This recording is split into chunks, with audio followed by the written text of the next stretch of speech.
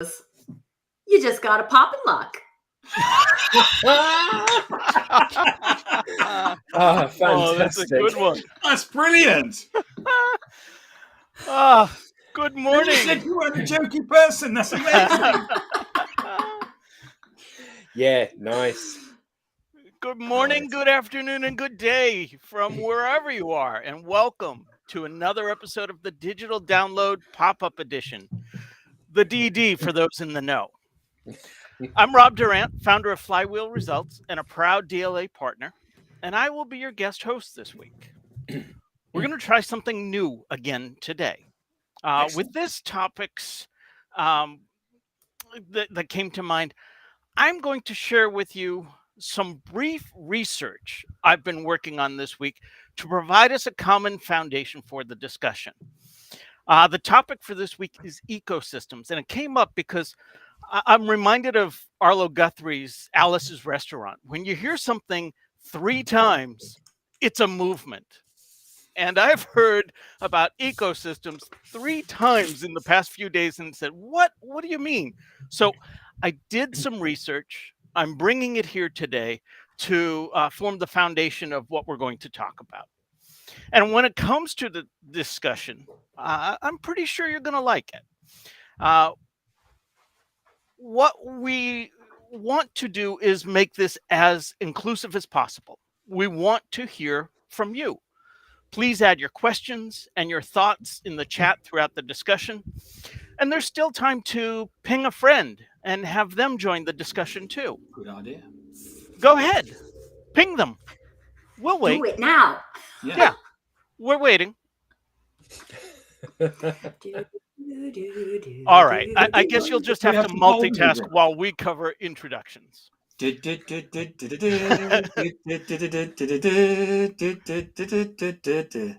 that's By mine. now, many of you know the regulars on this panel, being regulars yourself. So I say, hi, William. Good to see you.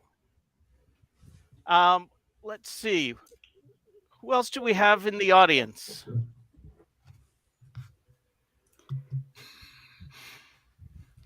I'm going to try. There we go. Hey, welcome. All right. And we have Andrew as well. Hello, Andrew, welcome. He was probably busy pinging a friend to join us. Let's start off by going around the horn with some quick introductions. Tim, you want to kick us off, please? Yes, I'm Tim Hughes. I'm the CEO and co-founder of DLA Ignite. And I'm Fridays always excite me because the digital download, you never know what's going to happen. It's a bit like Spike Milligan, a business type of Spike Milligan, really. You just don't know what's going to happen. Excellent. Thank you. Adam. Hi, I'm Adam. I'm Tim's business partner and co-founder of DLA Ignite. And it's become a real kind of lovely way to round out the week for me. You know, these lives when we have, it's great to see everybody spread around the world. And it's great to interact with the audience that comes along and the regulars and new people that come along. And it's always as much of a learning as anything else, I think. Awesome. Tracy. Hey, everybody. I am Tracy Borison. I'm over in Calgary, Alberta, Canada.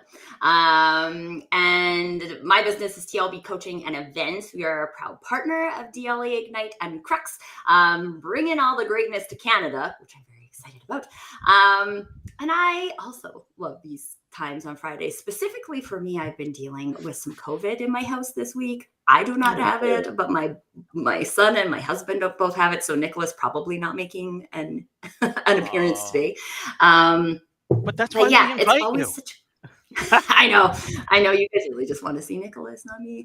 I'm the same, so it's fine. But yeah, I feel like it's just a really cool place to explore ideas and explore concepts, especially like you mentioned, Rob, these types of things that we hear a lot about, but maybe we don't know what they mean to us, and we get an opportunity to explore that together, which I think is fun. Awesome. Thank you very much. Okay, so that's us. Now for something completely different.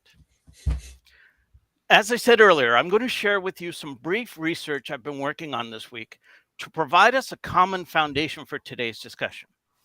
First of all, let's get on the same page. What is meant by a business ecosystem? What I found was, like so many business terms out there, for each resource you review, the definition varies and sometimes significantly. So I'm going to share a slide with you. Now, before you say, oh, on a Friday afternoon in the middle of On a Friday summer, afternoon. you're going to kill us with death by PowerPoint, relax. It's one slide, a picture, really. And I'm hoping it will clarify what we're talking about when we say business ecosystems. Because I know when I started down this rabbit hole earlier in the week, I quickly got lost. So let me share a definition that I found helpful. According to Wall Street Mojo, a business ecosystem is an ecosystem where the main players facilitate an economic community by utilizing the resources in the habitat. The prime resources are raw materials and technology. The main players are producers, suppliers, consumers, competitors, and government agencies. These organisms in the ecosystem interact, producing goods and services. Clear as mud, right? A lot of jargon in there, a lot of dense words. Additional research provided me some examples from Amazon to Uber. The resource most helpful to me was the graphic of Airbnb shown here on the right. As you can see, Airbnb is at the center of this ecosystem. Now, I always thought of Airbnb and the others called out here as marketplaces, Yeah. a middleman bringing two different parties together for commerce, buyers and sellers, like travelers and room hosts. But Airbnb, like so many other marketplace apps, has become much more than that. In the lower right corner of this graphic, you will see that there are the buyers, the users who have come to rely on Airbnb for servicing their needs, like business travelers, weekend travelers, vacationers, and experience seekers. Towards the top center, there are suppliers who have built their entire business model around the Airbnb ecosystem, from simple room hosts to construction and development companies building houses with this app in mind. And then we have the tangential businesses who are part of the ecosystem. And even if they don't use the app personally, we have your conference organizers and cleaning companies and all sorts of others. So as you can see, this ecosystem is now more than just an app. That's the foundation. Let me open it up to this group for our first question. In your opinion, how does an ecosystem compare to some of the previous discussions we've had around audience and community? I can go. It's funny because when I was thinking about this concept, I was thinking about the conversation that we had about community and what's the difference between an ecosystem and a community. I think it's somewhat easy to see that audience is one of the pieces of an ecosystem, one of the pieces of a community. So that kind of puts audience in a different category. But the thing that I kept thinking about was, I think it comes back to how we treat the people that are surrounding us, right? We can treat people like an audience. We can treat people like a prospect. We can treat people like a partner. We can treat people like a vendor. And a lot of times those relationships become transactional. And when we start to look at things as if they're part of a whole, like the ecosystem of the earth, right? We don't exist here. And humans might disagree with this, but we don't exist here unless all these other things exist here. We interact with each other, even when we're not really noticing that we're interacting with each other. That's the that's the ecosystem. And so it's important to know that these connections exist, even if we're not, one, taking them into consideration every day, and two, optimizing them to make them feel a certain way. So I think the concept of community is about treating people as if they're a part of something, instead of just being like, okay, you're my vendor for paper towels, right? Like, and I get paper towels from you and you give me a good price, and that's our relationship. But there could be more to that relationship if you treated it like that person was part of a community, that they were a critical part of your ecosystem, that if for whatever reason that paper towel person disappeared, that would impact you in some way. And maybe the paper towels aren't really the thing, but the people are the thing, right? Like, who's that person who sells you the paper towels? Who's that person in their accounting department who makes it easy for you when something billing goes wrong, right? When we treat people like they're a valuable part of our, you want to call it network. I read a definition about ecosystems, about how it's an interconnected system, a network, right? Like, whatever word you choose to use, when we treat people as if they have value in that, and they're not just a cog in a machine that can be changed out, or like a battery. I'm just thinking because like our remote on our TV died yesterday. So we just changed out the batteries, right? Like, those old batteries mean nothing to us. But people, when we treat people like batteries, that's when we get into just like, But doesn't these the are our vendors. ecosystem absolutely reduce all of the component parts to commodities? So if you think about the example that you had, Airbnb, they have customers, have loads of customers, and Airbnb form a hub. So if you're a property owner, you get to monetize in a hassle-free way your property, for which you pay quite a lot of money to Airbnb to be able to do that. Airbnb then provide a series of bolt-on services to take more and more of your money for doing so. So banking services, cleaning services, advertising services, yada, yada, yada, all of these different things. And I'm not picking on Airbnb, because exactly the same thing is true of Uber, exactly the same thing is true of Amazon, exactly the same thing is true of Apple, true of all of these things. What those ecosystems that were highlighted on that list that you provided, Rob, are all ecosystems that have become ubiquitous in their particular niche.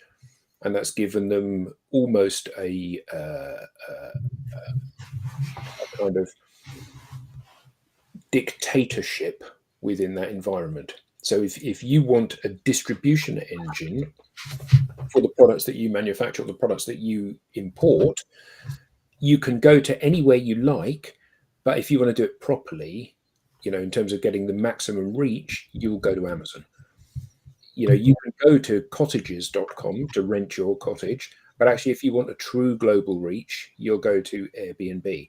You can run your own minicab company if you want, but if you want a unique service offer with the map which shows where somebody is at any particular moment, again, you have to go to Uber to achieve that. So I think that actually the objective in a lot of these ecosystems is to reduce all of the things around that central hub to their minimum viable interchangeable nature. So, choose you don't want to go to Airbnb anymore, they don't care, because you're one of a million customers a week that books through them. The same with Uber, the same with Amazon. And because these organizations have become so powerful, and the idea of it being a distributed community is absolutely not the case anymore. What you've got is a fascist dictatorship, effectively. And all of these people are completely under the control. If Amazon decide that they're not going to pay you, I mean, it's hard enough to get to speak to anybody if you're an Amazon customer, let alone an Amazon supplier. And the same is true, I'm sure, of Airbnb and Uber and all of the other organizations. So there you are. That's the flip side of your view of it. And I'm not saying I necessarily subscribe to the view that I just said. I'm just saying it's one way of viewing this, because they have become all powerful in their verticals, haven't they, these organizations? But okay, putting Airbnb and Amazon aside, if you were starting or trying to create an ecosystem, doesn't mean that you're powerful. What we're saying here is that is there a difference between, say, community, which we talk about a lot, and an ecosystem? Community being got from what I generally from what I would see is about people, whereas an ecosystem I generally see is about organizations and their cooperation with each other. And like any company, you can decide whether you do business with somebody or not. And I just see that there's I thought it was a great slide, Rob.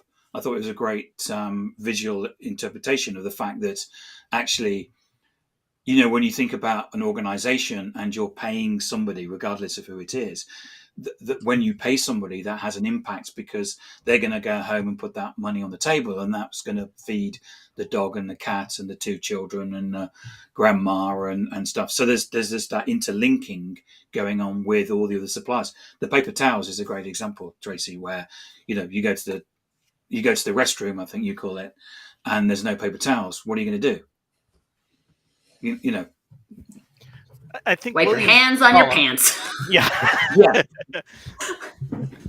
Well, I wouldn't. Pants mean something else to me, but yes, I know what William's comment, I think, does a great job of summarizing it as well. The ecosystem brings in an explicit sense of, he uses the term interdependence. I think of the term commerce, whereas this is looser in the sense of community. In a sense of community, we may even have similar commercial drives, but we don't get together as a community to necessarily feed that commercial drive at that moment. Whereas within this ecosystem, I don't think any of the participants on that slide, the room hosts or the cleaning companies or anyone else, would be part of this intent seems to be at the center of the ecosystem versus community for me. Will's also made this interesting comment as well. Just give you a couple of seconds to read it.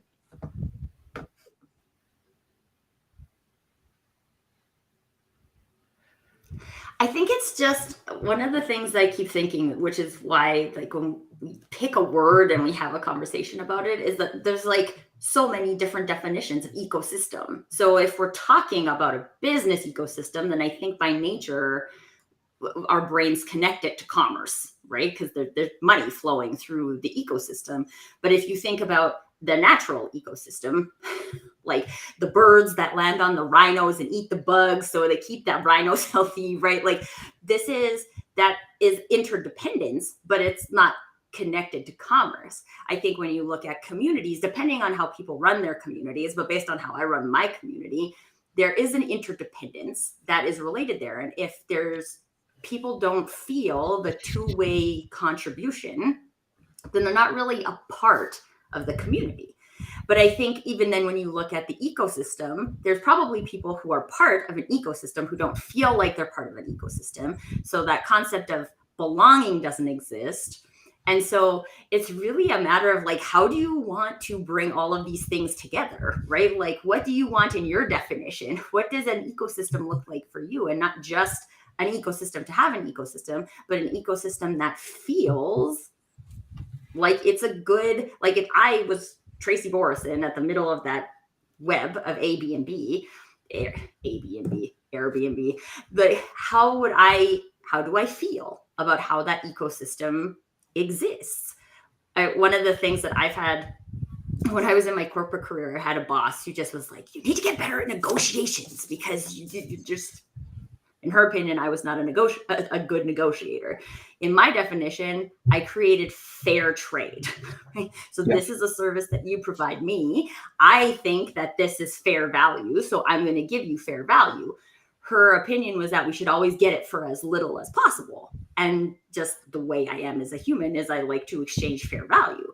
And so my ecosystem looks a lot different than her ecosystem. There's commerce related. I like to treat all my people like a community. So really all these ideas start to become intertwined if you want them to be intertwined, I think. Yeah, I mean, I think that it's interesting that from the buyer's perspective, the ecosystem often provides a huge amount of value because there's a single point of contact. So you go to Airbnb, you make one booking, one payment, one place, and all of the ancillaries are sorted out. And the same at Amazon. You don't worry about where it's being shipped from, or the guarantee, or who your point of contact, who your payment is with. All of that's handled centrally by one place. From the seller's perspective, so the host or the stock provider for Amazon, the advantage is that you get access to a big market and you get a series of bolt-ons to your product, so you don't have to do all of those things yourself. You don't have to worry about distribution or cleaning or merchant fees or whatever it might be.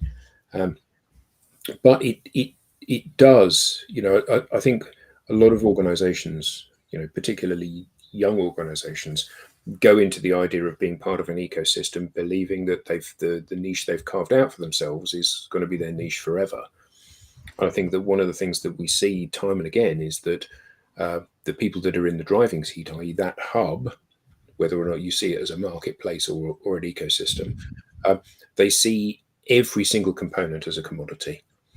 So, I can get a better deal going to this merchant, so I will. Apple, although I'm a big Apple fanboy, they wanted to buy Dropbox. And Dropbox said, we're not for sale. So Apple said, okay, well, we'll go and build our own thing then. And they did. And that's free and with every Apple product that you buy. And this idea that you'll either do it our way or will effectively pull the rug from under you, I think is a very dangerous thing for businesses, because inevitably, you've got a great relationship with this company that's providing you a huge amount of, or this ecosystem that's providing you a huge amount of revenue. And often there isn't a plan B. Often there can't be a plan B. If you're So Andrew's come up with an interesting definition, which was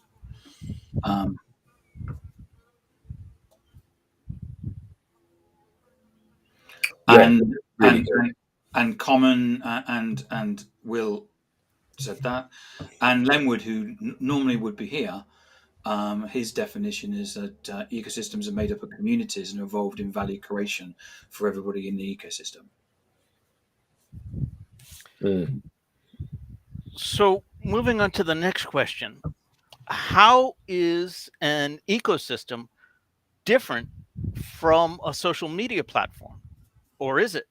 After all, one of the examples given of an ecosystem is Facebook. I think you can treat a social media platform like an ecosystem, or you can't. This is the thing I think about the digital space is, I used this example once, as if you have a trade show space, right? You rent out a conference room. Conference room is plain, right? It's got 4 walls, got some chairs, it's got some tables. In order to make it the space, in order to make it a Mexican fiesta, you need to add some sombreros and some guacamole and some fun music, mariachi band, right? You need to add something to that. You need to have an intention to make it something. And so Facebook, by nature, it's a platform. People are using it. There's a lot of different people using Facebook for a lot of different ways. There's a lot of people who prefer LinkedIn to Facebook or Instagram or choose TikTok, which I know nothing about. But people like to go where they feel, where they feel good, right? And I don't hang out on Facebook anymore because it got too competitive and salesy, and it felt bad. That wasn't the type of ecosystem I wanted to hang out in. So it can be an ecosystem, but I think there's an equal amount of people who are not treating it like an ecosystem. And we also have to keep that in mind, because although I might be treating it as my main business ecosystem, not everybody there is treating it like a business ecosystem. They might be treating it like a family photos ecosystem or something. I think the really interesting point about Facebook is, though, that they absolutely are a prime example of what I described. And actually, you as the customer are actually not the customer. You are the commodity. And I think that they basically hawk you around to anybody that will pay to get access to you as an individual and your particular micro demographic, in order that, we're looking for mums in their late 20s. Do you see what I did there, Tracy?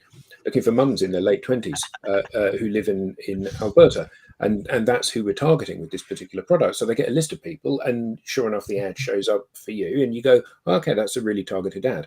So that's the Facebook business model. And I think that the other ecosystem bits, I've sold things on Facebook Marketplace. There's no charge for doing so, which is much less of an ecosystem, much more of a community, isn't it? Because I could equally post, I've got a guitar to sell. I could post a picture of it on LinkedIn and say, here you are, it's $1,000. And, which is the community element of that.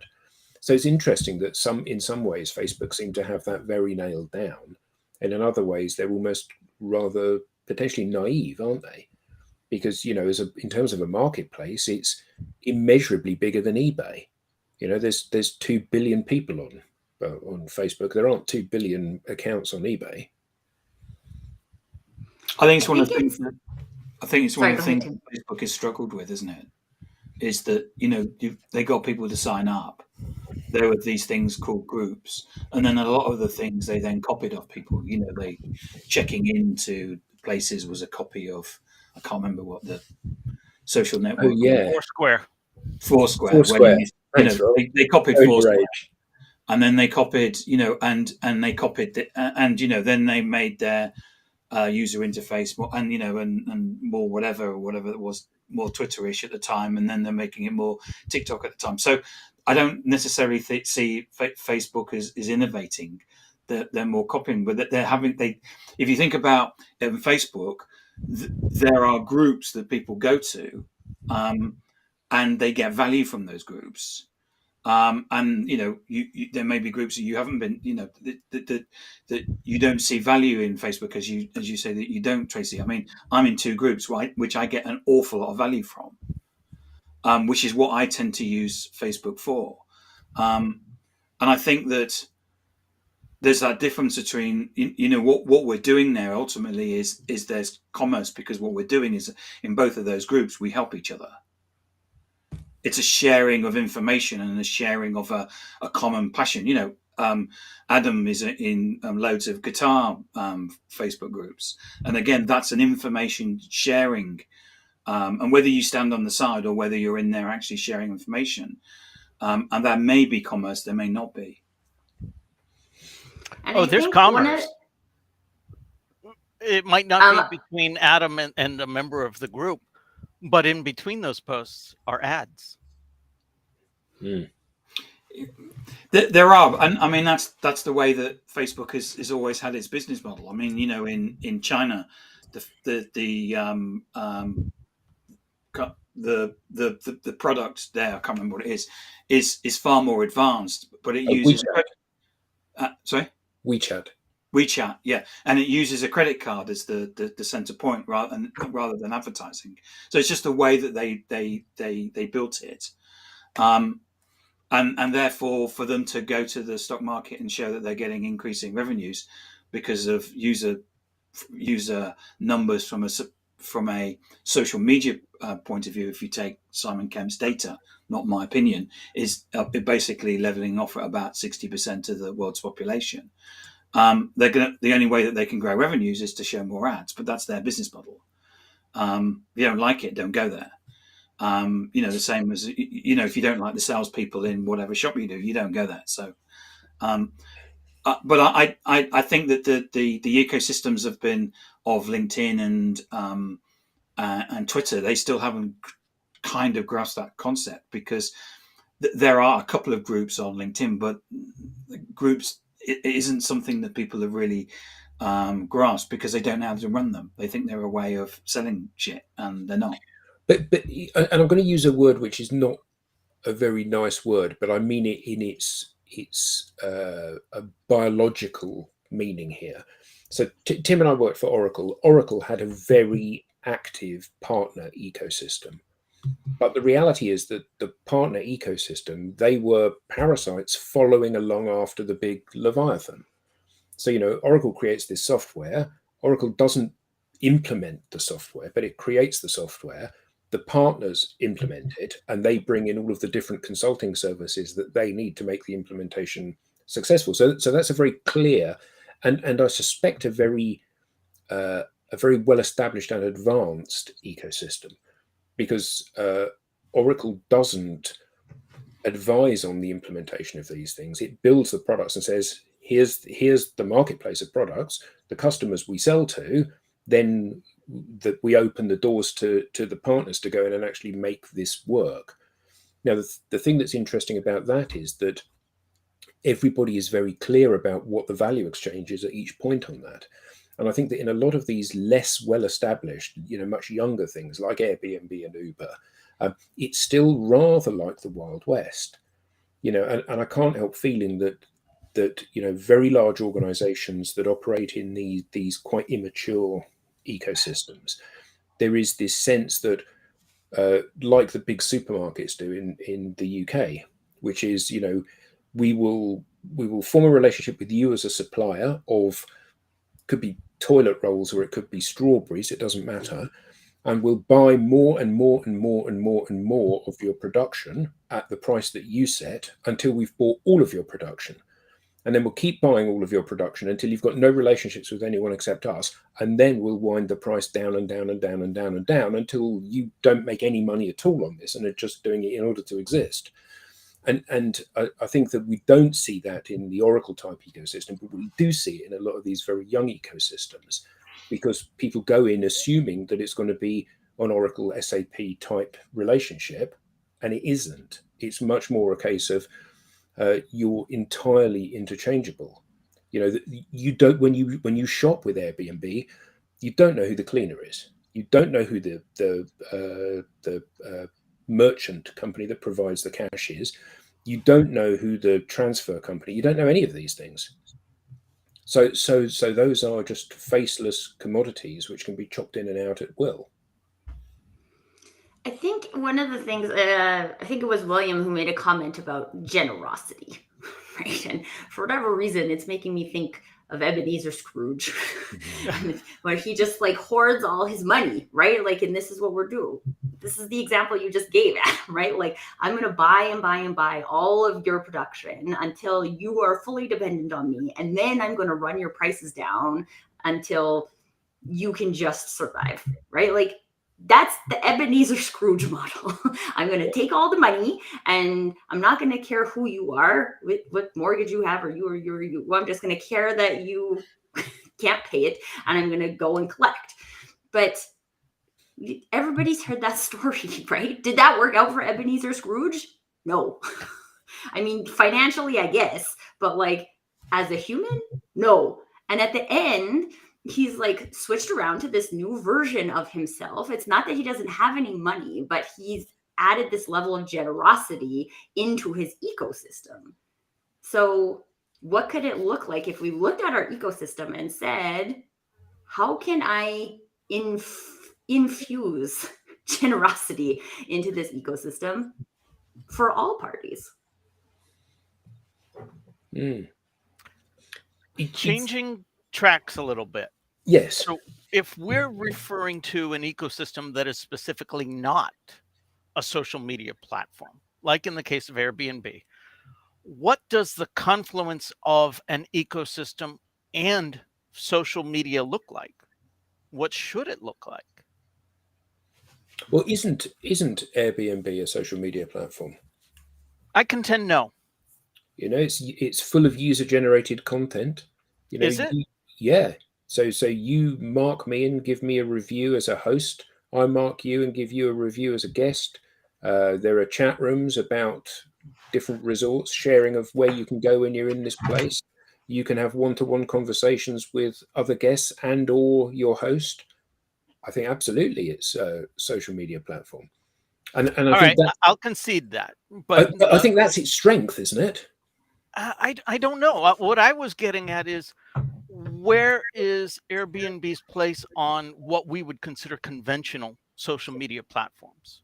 Where should it be? Where should somebody in the Airbnb ecosystem be in Facebook or LinkedIn or Instagram seems like a brilliant platform for visual media related to the Airbnb ecosystem. What should companies be doing in that regard is what I'm scratching at, I guess.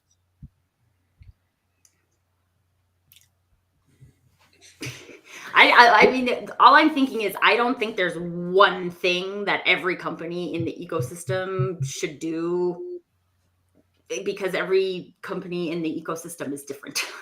Right?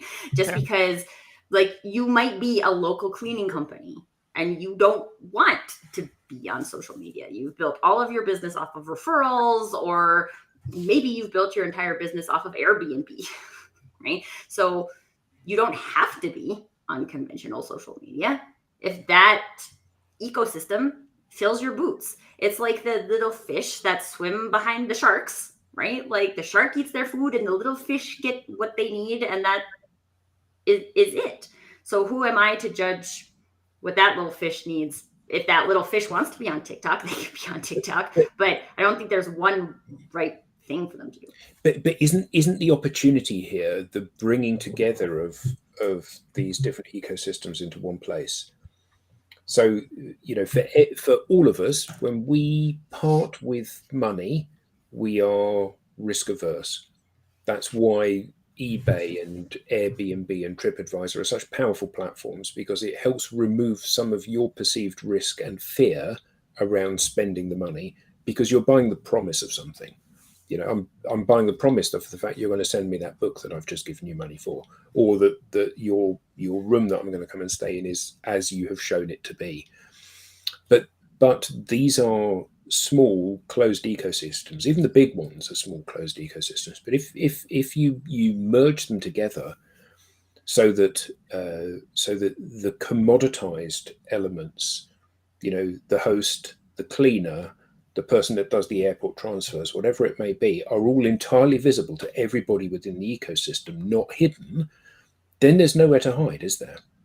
You know, the biggest fear for anybody that rents a property, as the owner of the property, is that you get that Pacific Heights thing. You know, we've all seen Pacific Heights, where you know, the guy moves in and he basically dismantles the flat with the couple living downstairs, and he takes out the kitchen and smashes everything up, and he's a truly hideous individual.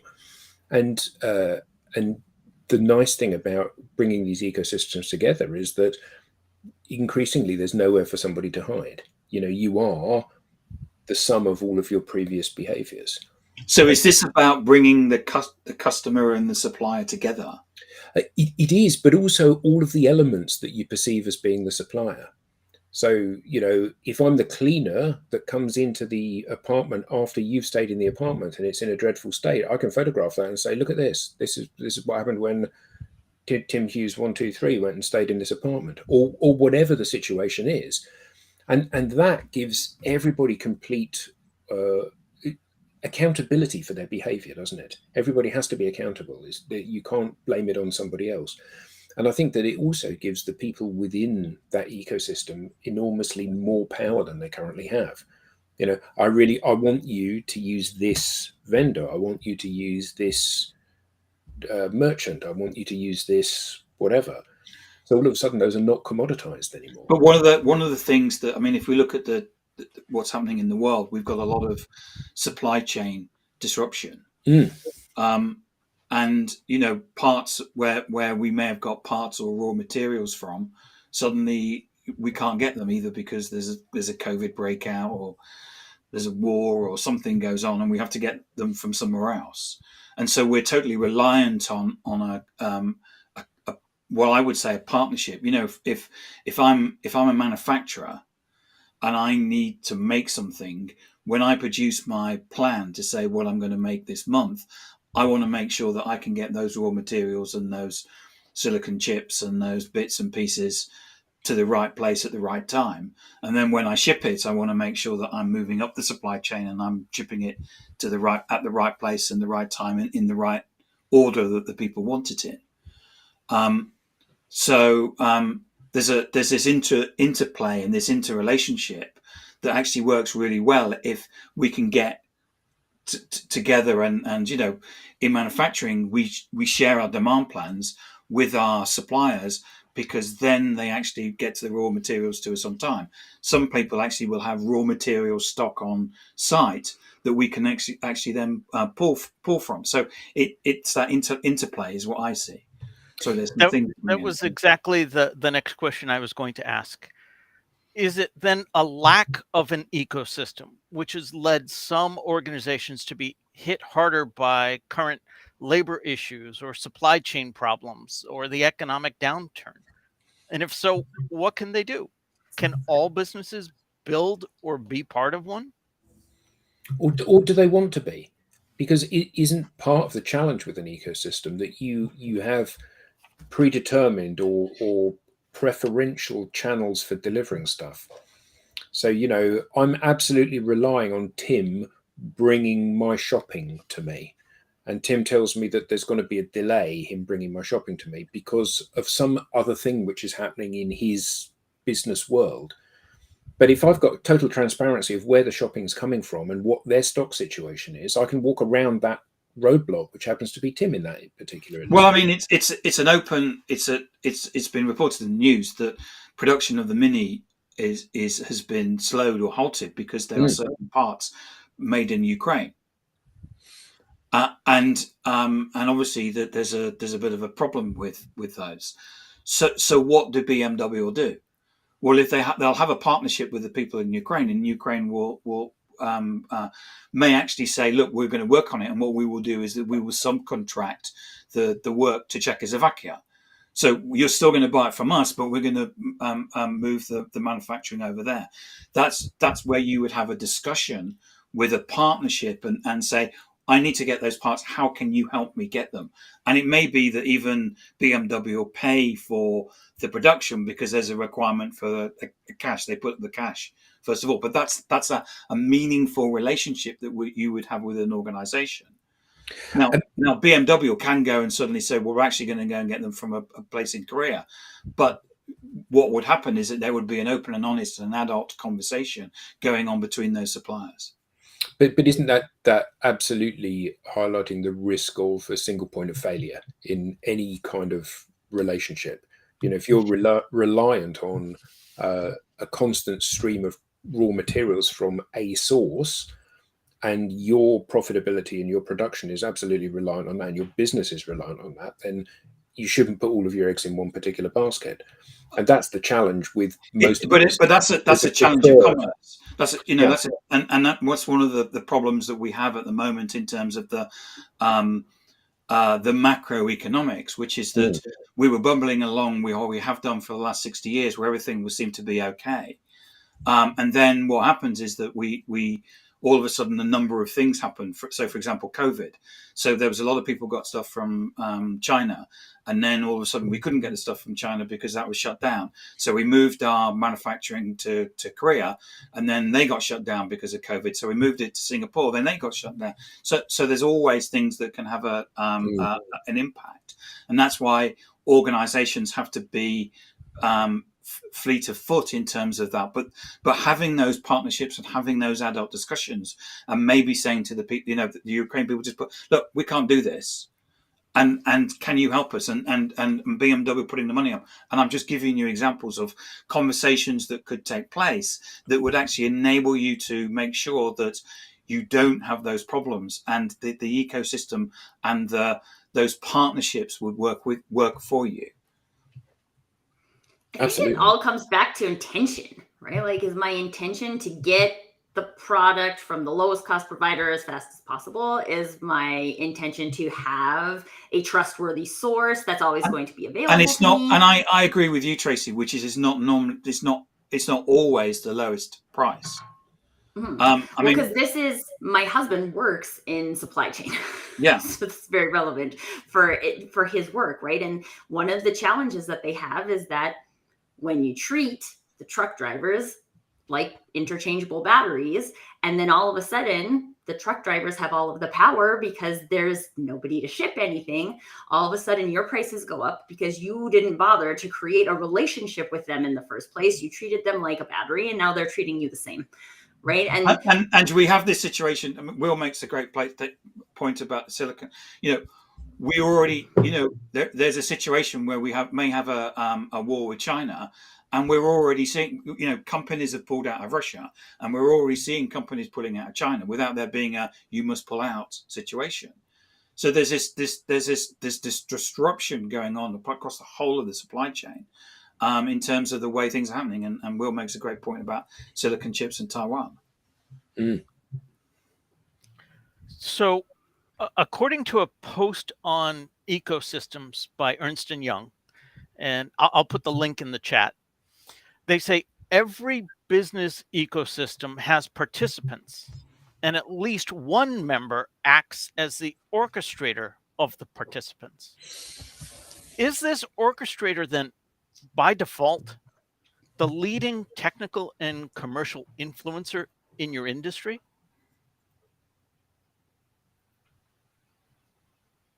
I don't know if by default they are. Often they I are, think, aren't they?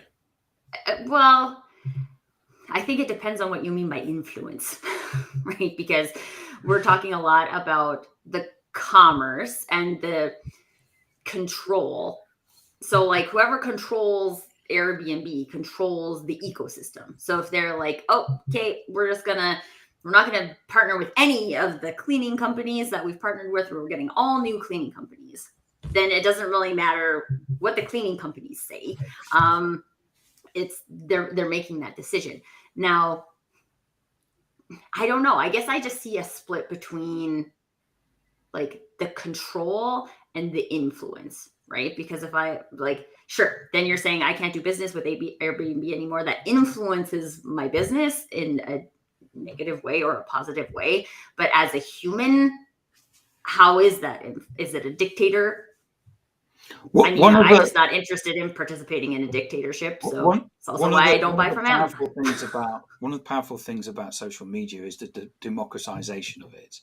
What it's done is it's helped to actually make more and more people the same. The fact, I can go to a CEO on LinkedIn and have a conversation with them. Little old me, being able to do that just shows how democratized the ability on social media is.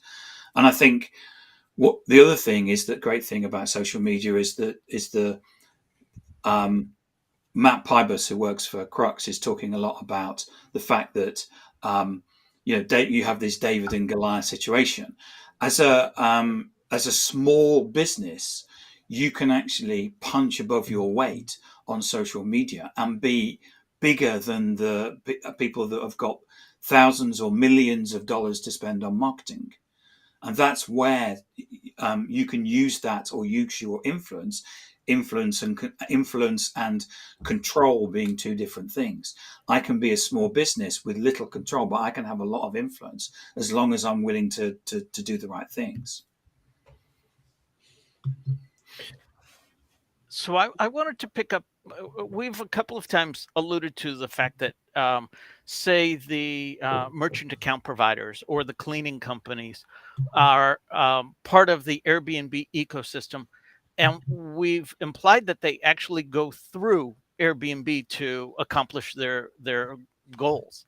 That's not necessarily the case. The cleaning companies are reliant on the Airbnb ecosystem because they're cleaning for the apartment owners, but they're not necessarily put the apartment owners and the cleaning companies have not necessarily been put together by Airbnb doing anything overtly. Just the mere existence of Airbnb creates the demand for somebody to clean my apartments once they've been rented out. I may go and find that person on my own.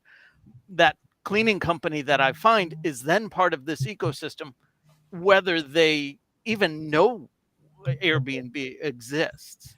So there's a lot of things going on in an ecosystem that do not necessarily require a particular participant to even be aware that they're part of that ecosystem. That orchestrator, however, that center of the ecosystem, certainly knows about themselves and all of the various parts, and seems to have great influence over all of them. If Airbnb ceased to exist tomorrow for whatever reason, that small cleaning company that Tracy alluded to, that wants no part of social, is just happy cleaning the Airbnb apartments, they're SOL at this point. They now have to figure out, well, what's the next thing? Where can I clean next? And so on. So that orchestrator has a lot of influence over them indirectly. It seems the orchestrator effectively dictates the terms of who is a part of the ecosystem and how it operates. Must you own your own platform to do this? Or can you leverage other platforms and still be an orchestrator? Sorry. I told you I've been working on this all week. That's brilliant, but isn't, and you use the term control, isn't the challenge always that when you are reliant on a third party, and I don't mean suppliers or even customers, but when your business hinges on somebody else providing, a coherent service, that's a massive risk to any organization.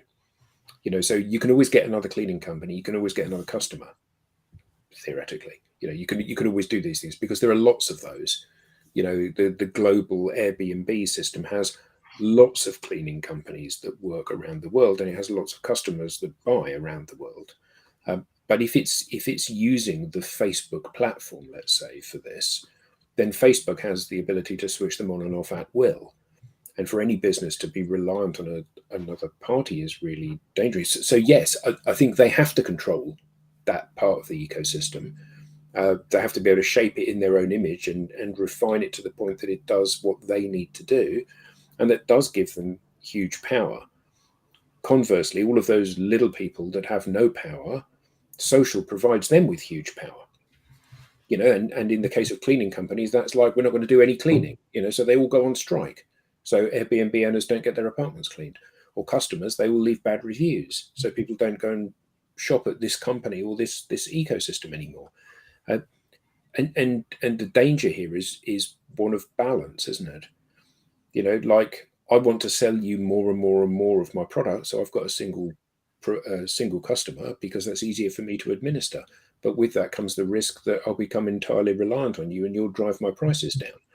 And actually, Tim said earlier on about it being having grown-up conversations. Actually, you need to have decent conversations, and you need to be a decent, fair individual, don't you, for this kind of distributed business to work? Because without that, when everybody is trying to get the lowest price or get one over, that's when the problems occur.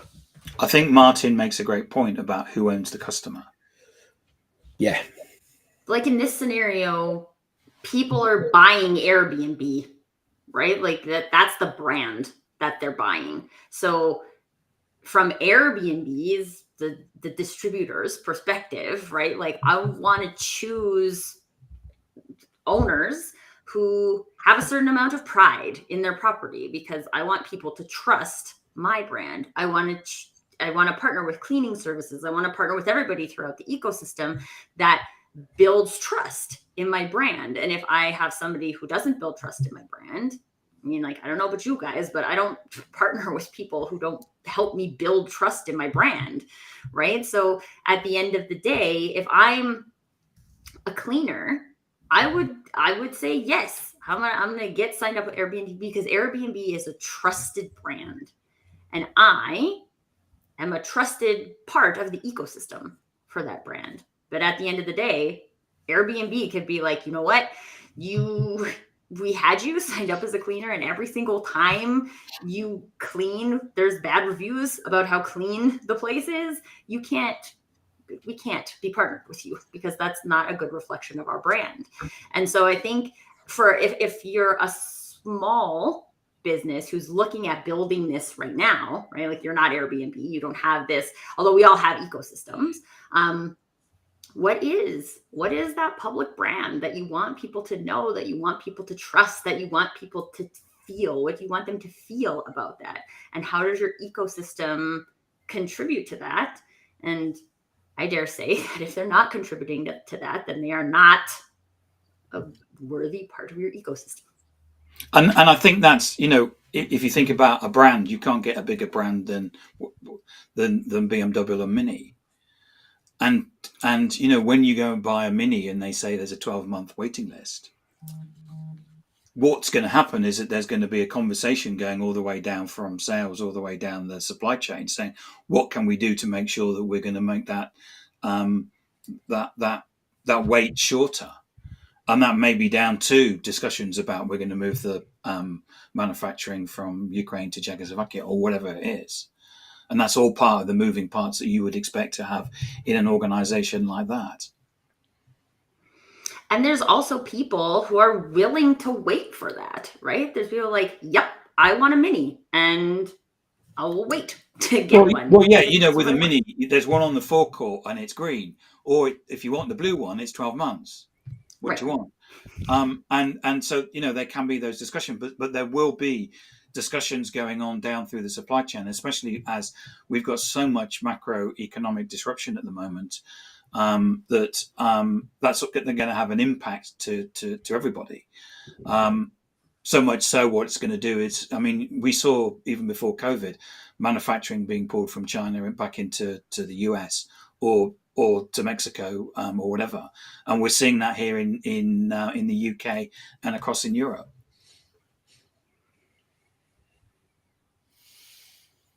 All right. Well done, Rob. Well, that you got any more for us? If I did, we wouldn't have time for it anyway. We're about at the top of the hour. I wanted to thank, of course, the participants on the panel, but I want to thank everyone who has been discussing this with us in the chat and discussing it amongst themselves in the chat as well. That's when we know we've had an effective session. When the conversations that we try and spark lead to completely separate conversations between the outside participants.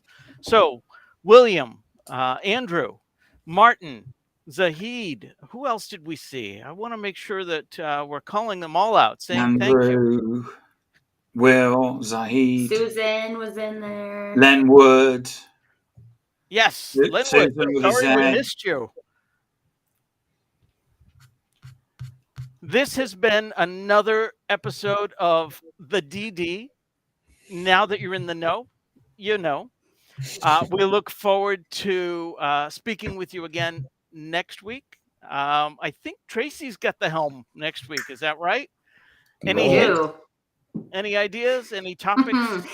If you guys wanted to check out the article I wrote this past week on LinkedIn, it will give you some very good advice of our topic for next weekend. It's going to be fun because it's all about insanity. We're going to stop the insanity. We're there already. The right group. We're maybe going to contribute to the insanity, but also help eliminate some insanity. It's not about pizza, because you wrote one about pizza. I did write one about pizza, and maybe we'll talk about pizza, but we're going to talk about marketing insanity, you guys. What do we do in marketing that is actually insane, and we should stop doing it? So awesome. Come, invite your friends, come and ask your questions about bring your list. Doing all of these things. I think we're going to need longer than an hour, aren't we? We're going to need a bigger show. I love to open a good can of worms. So come with your, why do we do this in marketing? And we'll talk about it. Well, thank you all. Thanks, everybody. That was a really good